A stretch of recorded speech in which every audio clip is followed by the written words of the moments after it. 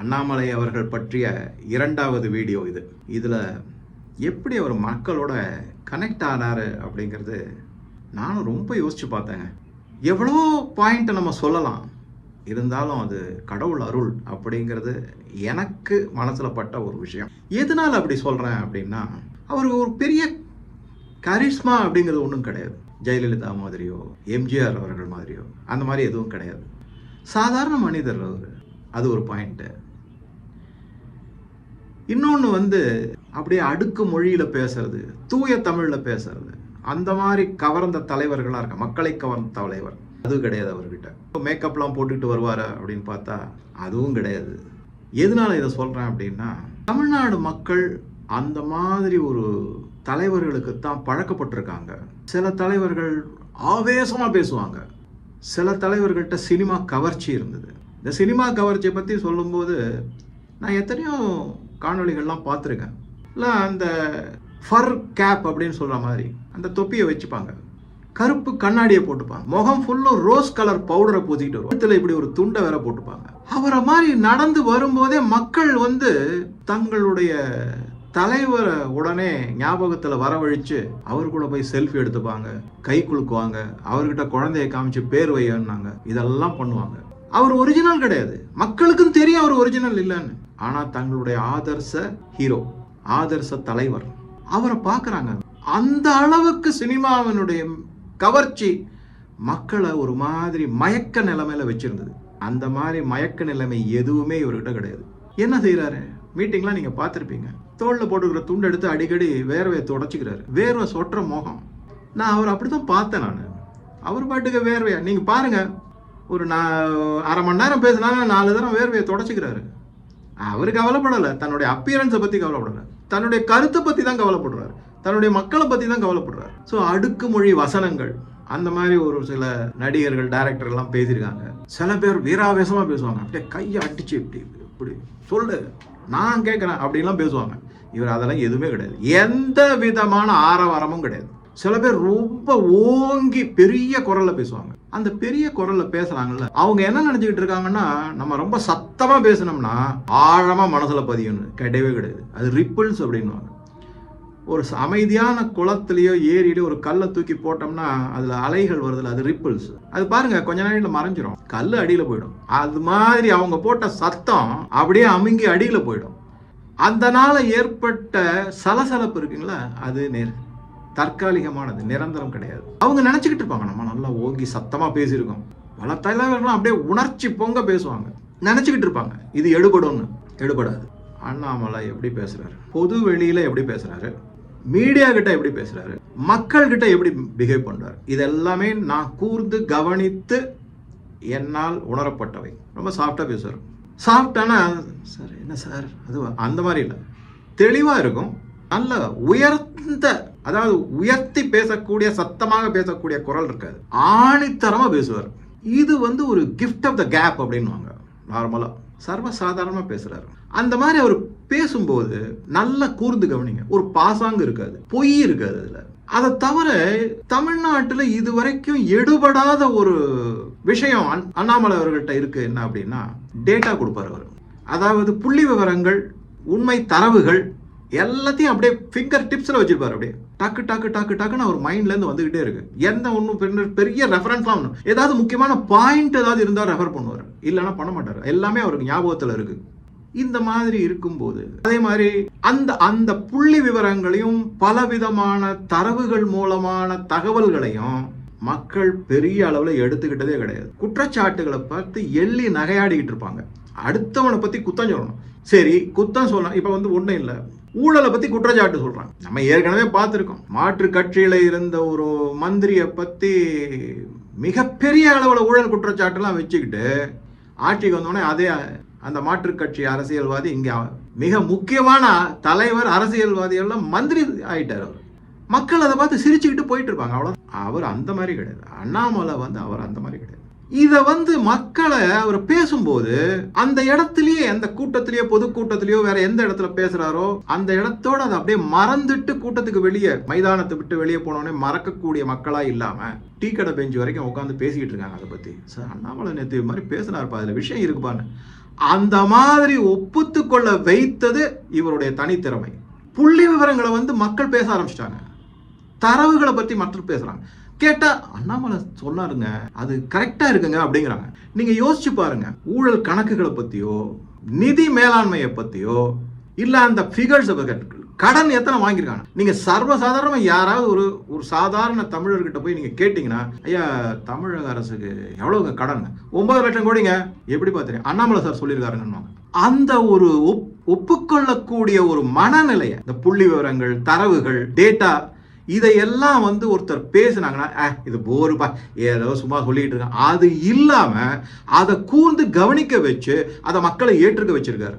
இது மிகப்பெரிய சாதனை தமிழ்நாடு அரசியல்ல.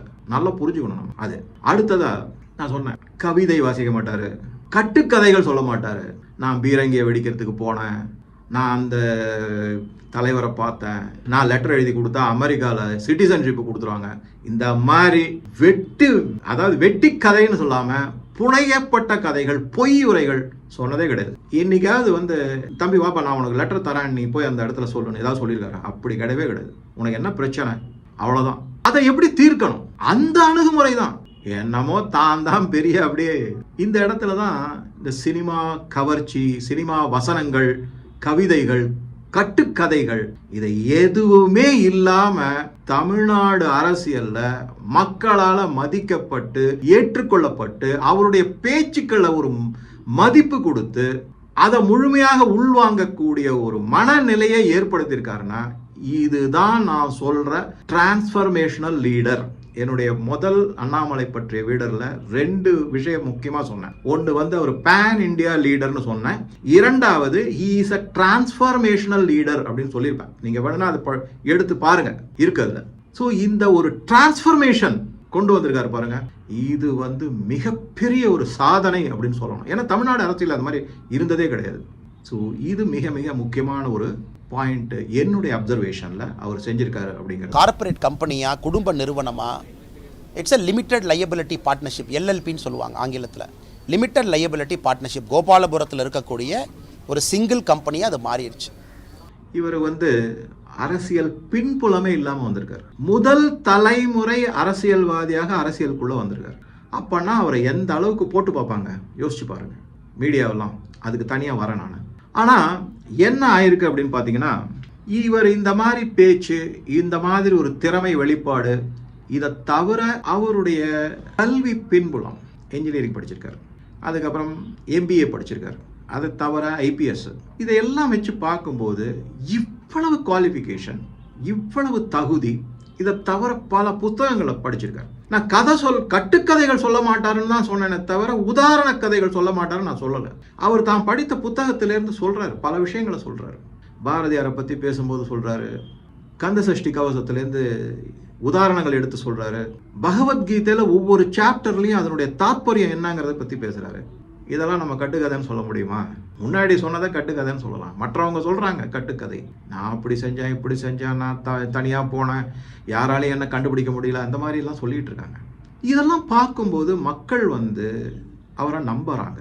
எப்படி நம்புறாங்க அப்படின்னா, இதுக்கு இந்த இடத்துல ஒரு சின்ன நான் படிச்சு தெரிஞ்சுக்கிட்டதுலேருந்து உங்களுக்கு ஒரு இதை டீவியேஷன் நினைக்காதீங்க.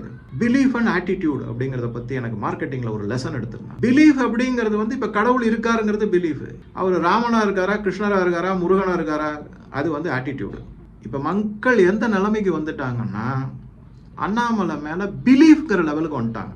அப்போ அந்த பிலீஃப்ங்கிறது என்னன்னா, இவர் தமிழ்நாட்டிற்கு கிடைத்துள்ள ஒரு மிகச்சிறந்த தலைவர் அப்படிங்கிற. இப்ப அண்ணாமலையே அவர் பரவாயில்லப்பா, நமக்கு அது இலக்கு, இப்ப இருக்கிற ஆட்சியை அகற்றணும், அதனால கொஞ்சம் நம்ம எல்லாம் ஒற்றுமையா இருந்து இந்த ஆட்சியை அகற்றத்துக்கு பாடுபடுவோம், அதற்கான ஓட்டளிங்க அப்படின்னு சொன்னா அந்த ஆட்டிடியூட மாத்திப்பாங்க கொஞ்ச நாளைக்கு. பர்மனன்ட் கிடையாது. அண்ணாமலை அவர்கள் மேல இருக்கக்கூடிய பிலீஃப் இருக்குல்ல, அதை இன்னும் ஒரு படி மேல போய் நான் ஃபெய்த் அப்படின்னே சொல்லிடுவேன். ஸோ அந்த ஃபெய்த் மூலமா அவர் என்ன சொல்றாரோ அதை செய்வாங்க. இப்போ வடநாட்டில் மோடி மேலே அந்த மாதிரி தான் ஒரு ஃபெய்த் வச்சுருக்காங்க. அந்த மாதிரி ஃபெய்த் வச்சிருக்கிறவங்கள மோடி என்ன சொன்னாலும் கேட்குறவங்க. அதனால அவங்களாம் என்ன சொல்கிறாங்க அப்படின்னா அந்த பக்த் அப்படிங்கிறாங்க. அதாவது கண்மூடித்தனமான நம்பிக்கை வைத்திருப்பவர்கள், கொள்கைகள் பிடிச்சிருக்கு, நடவடிக்கைகளை கூர்ந்து கவனிச்சுட்டு வரேன், அதில் தெளிவாக இருக்கேன், அதனால நான் வந்து அதை நம்புறேன். அப்ப கண்மூடித்தனமான நம்பிக்கையை வச்சுக்கிறதுனால என்ன தவறுன்னு எனக்குள்ளே ஒரு கேள்வி வரும்போது அது சரி அப்படிங்கிற ஆன்சரும் எனக்கு கிடைச்சிருச்சு. அவ்வளவுதான். இந்த மாதிரி மக்கள் இருக்காங்க. இதுவும் மிகப்பெரிய சாதனை. அவர் மக்கள் ஏற்றுக்கொண்டு விட்டார்கள். அவரை வந்து ஒரு நம்பிக்கையான தலைவராக ஏற்றுக்கிட்டாங்க.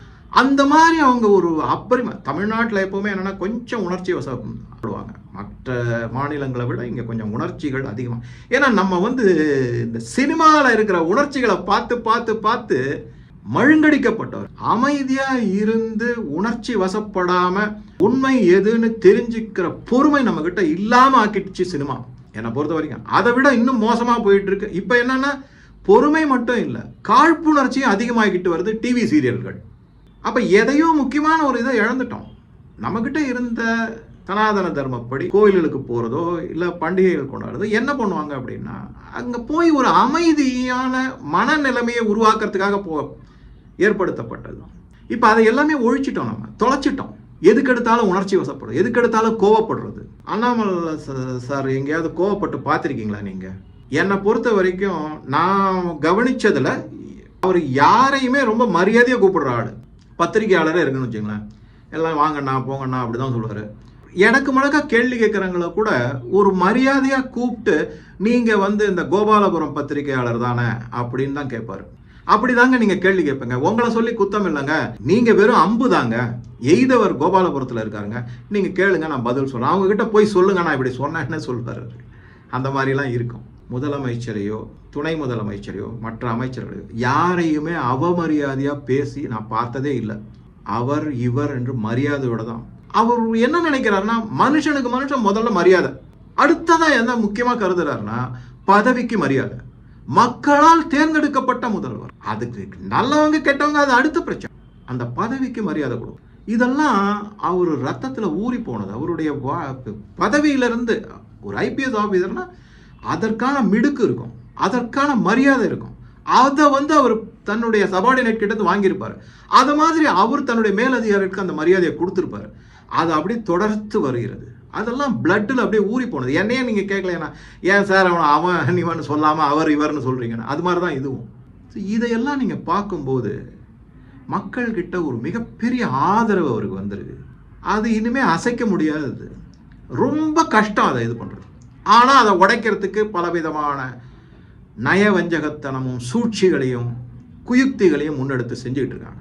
அது வந்து அவர் சார்ந்த கட்சிக்குள்ள இருக்கிறவங்களே செய்யறாங்க, அவருடைய நண்பர்கள்னு சொல்லக்கூடியவங்களே பல பேர் செய்யறாங்க, அவருடைய வளர்ச்சியை பிடிக்காதவங்க செய்யறாங்க, மீடியா செய்யுது, எதிர்கட்சிகள் செய்யுது. அதெல்லாம் கொஞ்சம் கொஞ்சமா பின்னாடி பார்க்கலாம். இப்ப மற்றொரு அணுகுமுறை பொதுமக்கள் கிட்ட அப்படின்னு பாத்தீங்கன்னா, நம்ம எத்தனையோ தலைவர்கள்லாம் பார்த்துருக்கோம். ஒரு பிரஸ் மீட் நடந்தா என்ன பண்றாருன்னா, சில தலைவர்கள்லாம் கண்ணாப்பண்ணான்னு திட்டுறாங்க. கேள்வி கேட்டீங்கன்னா பதில் சொன்னா கண்ணாப்பண்ணான்னு திட்டுறாங்க. இவர் அப்படி கிடையாது. நான் சொன்ன மாதிரி பொறுமையா பதில் சொல்றாரு. அந்த அணுகுமுறையே வேற. அதுதான் ஒரு முதிர்ச்சியான அறிவுசார் அணுகுமுறை அப்படின்னு சொல்ல முடியும் நம்ம. அது ஒண்ணு. பப்ளிக் யார் வந்தாலும் எவ்வளவு பிஸி, எவ்வளவு கூட்டம் இருந்தாலும் அடிச்சு தள்ளுறது கிடையாது, பவுன்சரை வச்சு தூக்கி போட்டு கை காலை உடைக்கிறது கிடையாது, கூட்ட நெரிசல்ல மக்கள் இறந்து போவது கிடையாது. ஏன்னா எல்லா மக்களுமே என்ன நினைக்கிறாங்கன்னா, ஐயா இவர் வந்து டிசிப்ளின்ட் ஆளு, நம்மளும் டிசிப்ளினா இருக்கணும்னு நினைக்கிறாங்க. அதுதான் முக்கியம். செல்ஃபி எடுக்கணுமா, உடனே நிக்கிறாரு. வேகமா நடந்து போகக்கூடியவரை பல இடத்துல பார்த்துருக்கேன், டக்குன்னு நிக்கிறாரு. ஸ்ரீரங்கம் கோவில்ல ஒரு போன போது எத்தனையோ அர்ச்சகர்களும் இவர்களும் போட்டோ எடுத்துருக்கு, தள்ளி இருக்காங்க செல்ஃபி செல்ஃபி செல்ஃபின்னு. சில பேருக்கு வந்து அவங்க கேமரா ஆங்கிள் சரியா இருக்கலாம், தானே அந்த கேமரா வாங்கி செல்ஃபி எடுத்து கொடுக்குறாரு. இதுதான் மக்களுடைய ஆசைகளையும் உணர்வுகளையும் மதிக்கக்கூடிய தலைவர்கள். இதெல்லாம் பை நேச்சர் வரும். அதனால தான் நான் திருப்பி திருப்பி சொன்னேன், is a natural leader, is a pan India leader, is a transformational leader. என்னை பொறுத்த வரைக்கும் இதெல்லாம் இயற்கையாகவே அமைந்து விட்டது. அதை வந்து இன்னும் நல்லா பாலிஷ் பண்றதுக்கு என்ன பண்ணியிருக்காங்கன்னா, மத்திய அரசு அவரை பாலிஷ் பண்ணியிருக்காங்க. அதாவது மத்தியில் இருக்கக்கூடிய தலைவர்கள் மோடி, ஷா எல்லாம் அவரை தேர்ந்தெடுத்து, நான் முன்னாடியே சொல்லியிருக்கேன், அந்த ஃபர்ஸ்ட் வீடியோவில் சொன்னேன் நான், சாதாரணமாக ஒரு வைரம் இருந்ததுன்னா அது முதல்ல எடுத்து அதுக்கப்புறம் அதை கட் பண்ணி பாலிஷ் பண்ணினா தான் ஜொலிக்கும்னு. அண்ணாமலை ஏற்கனவே ஜொலிக்கிறவர், அவருக்கு நேச்சுரலாவே அமைஞ்சு போச்சு. அப்படிப்பட்ட ஒரு பாலிஷ் டைமண்டை இன்னும் மேற்கொண்டு பாலிஷ் பண்றதுக்காக தமிழக மக்கள்கிட்ட கொடுத்தா முட்டாத்தனமா அவரை தோற்கடிச்சிட்டு உட்காந்துருக்கும். அப்ப டெல்லியில இருக்க தலைவர்கள் என்ன நினைப்பாங்க இந்த தமிழ் மக்களை பத்தி? சினிமா மோகம், கவர்ச்சி, அதுக்கப்புறம் போதை, குப்பை அரசியல், ஆரோக்கியமான அரசியலே கிடையாது. அப்படி நினைக்க மாட்டாங்க. நமக்கு அது ஒரு அவமானம் கிடையாது அந்த மாதிரி. ஸோ நான் இப்போ மக்கள் கூட அவர் எந்த மாதிரி இணைஞ்சிருக்காரு அப்படின்னு சொன்னேன் இல்லைங்களா.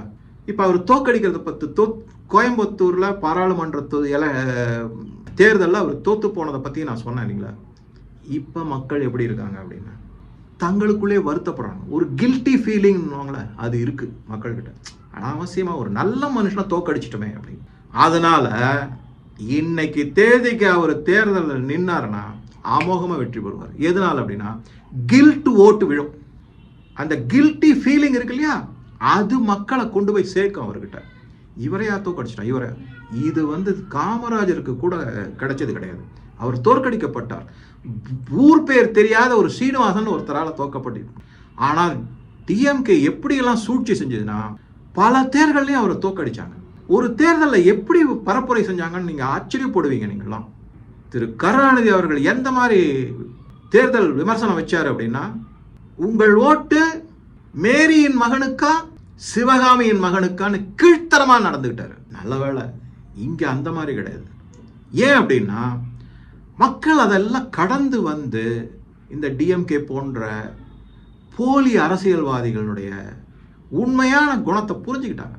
நான் தான் சொன்னேன்ல, அவருக்கு ஒரு ஆதரவு மக்கள்கிட்ட பெருகி வந்திருக்கு. அதுக்கு கட்சி பாகுபாடு இல்லாமல் அந்த ஆதரவு இருக்குங்கிறது உண்மை. இன்னைக்கு தேதிக்கு அவர் ஸ்டார் பர்ஃபார்மருங்க, திருப்பி வந்துட்டாருங்க. முன்னை விட இன்னும் திறமையாகவும் இன்னும் உறுதியாகவும் வேகமாகவும் வந்திருக்காரு அவர். இப்போ அவர் சமீபத்தில் அது எந்த இடத்துலேருந்து பார்த்தீங்கன்னா இந்த திருப்பரங்குன்றம் முருகன் மாநாடுலேருந்து அவர் பழையபடி இறங்கிட்டார். அமோக ஆதரவு வருகிறது. கந்தர்மலை என்கின்ற பெயரை மாற்றி இது இன்னொரு பேரை வைக்கும் போது அறநிலைத்துறைக்காரன் போகல, தீபத்தை ஏற்றி என்று சொல்லும் போது அறநிலைத்துறைக்காரன் போறாங்கன்னா தமிழகத்தில் தொடர்ச்சியாக நாம் எல்லோரும் சொல்லிக் கொண்டிருக்கின்றோம். ஆர்எஸ்எஸ் பேரியக்கம் சொல்லிக் கொண்டிருக்கிறது, இந்து அறநிலைத்துறையை கலைக்க வேண்டிய நேரம் வந்துவிட்டது. கலைச்சதுல வீட்டுக்கு போங்கயா. நீங்க யாருடைய சொத்தை யாருடைய உரிமையை பாதுகாக்க வேண்டியவர்கள், நீங்க என்ன வேலை செய்றீங்க? ஆக மொத்தம் இப்போ அவர் தேர்தலில் வந்தாருன்னா என்ன சூழ்ச்சி செஞ்சாலும், உட்கட்சியிலே சூழ்ச்சி இருந்தாலும், கூட்டணி கட்சிகளில் இருக்கிற தலைவர்கள் குறிப்பாக ஒருத்தர் இருக்காரு ரொம்ப எதிர்த்து நிற்கிறாரு. அந்த மாதிரி சூழ்ச்சிகள்லாம் கூட முறியடிக்கப்படும் இன்னைக்கு தேதியில் அப்படிங்கிறது.